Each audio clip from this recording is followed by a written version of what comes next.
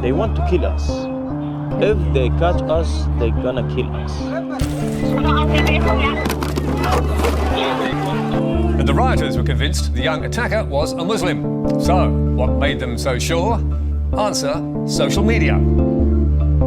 It's always played a big role with, unrest, getting people riled up.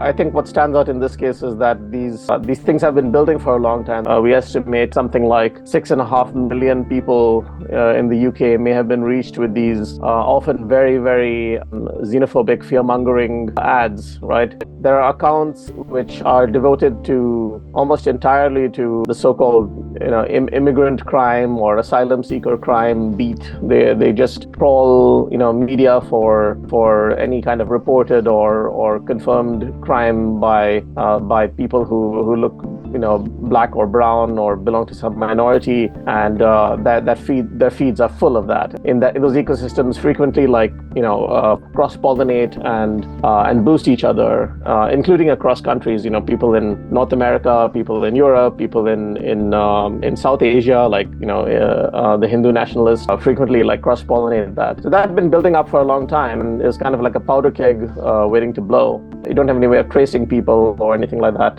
People can just create burner accounts, burner phone numbers, whatever they need to do.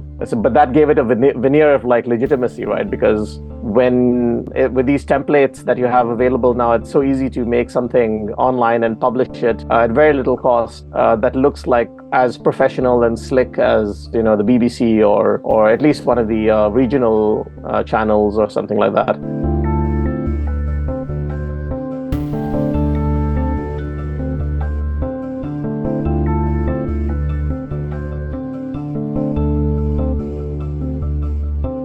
So they might have been hacked or something like that, maybe hacked by some intelligence service or by just people looking to make money and repurposed to push disinformation. We see this a lot in our investigation where Facebook and Twitter accounts were hacked or maybe perhaps hacked and sold and then repurposed to push disinformation and to push influence operations. I think definitely with transparency and tools to be able to detect these kinds of manipulative tactics, that would be a good thing for social media platforms to do.